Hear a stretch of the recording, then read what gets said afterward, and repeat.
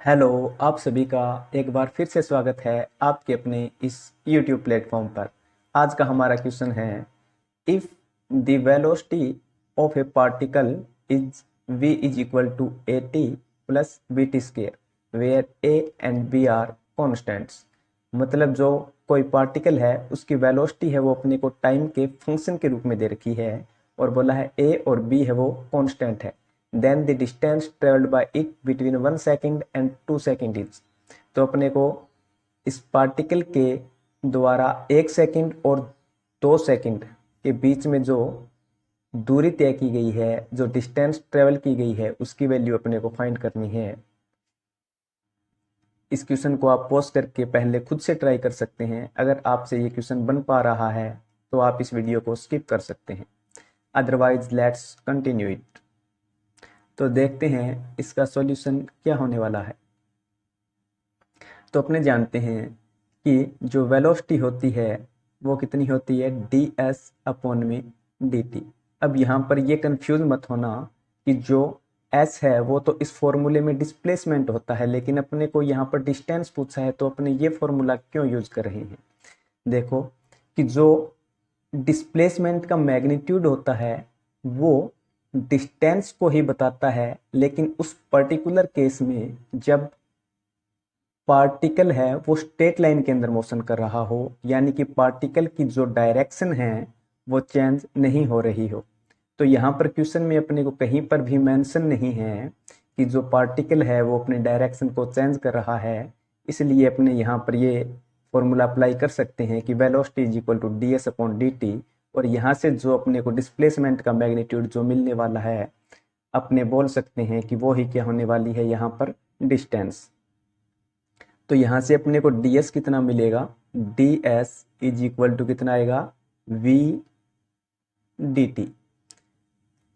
यहाँ से ds कितना आ गया, अगर v की अगर अपने वैल्यू पुट करेंगे तो v की वैल्यू अपने को टाइम के फंक्शन के रूप में कितनी दे रखी है, at plus b t square into में dt। अब अपने क्या करेंगे, दोनों तरफ इस इक्वेशन को इंटीग्रेट।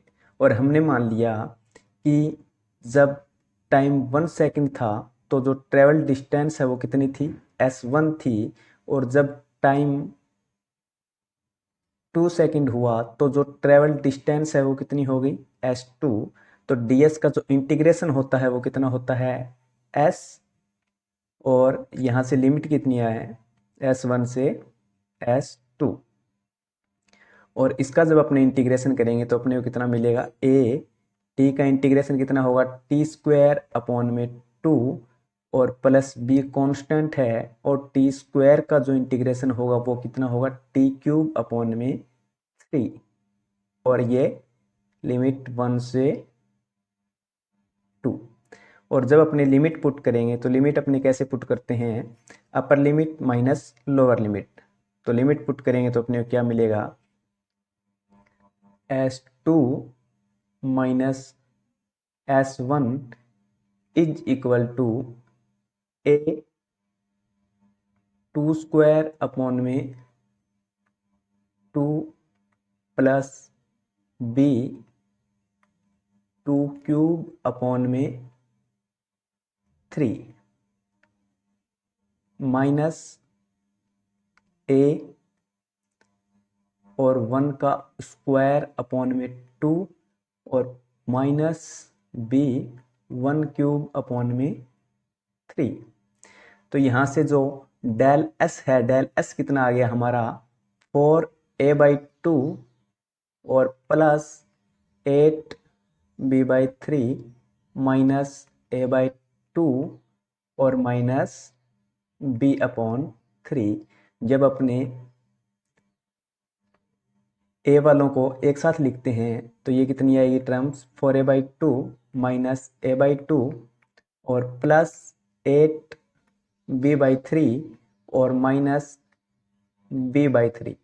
तो यहाँ से जब अपने एलसीएम लेके इनको सोल्व करेंगे, इन दोनों का एलसीएम कितना आएगा, 2। तो ऊपर कितना आएगा, 4a माइनस a अपॉन में 2 प्लस इधर एलसीएम कितना आएगा, 3। तो 8b माइनस b अपॉन में 3।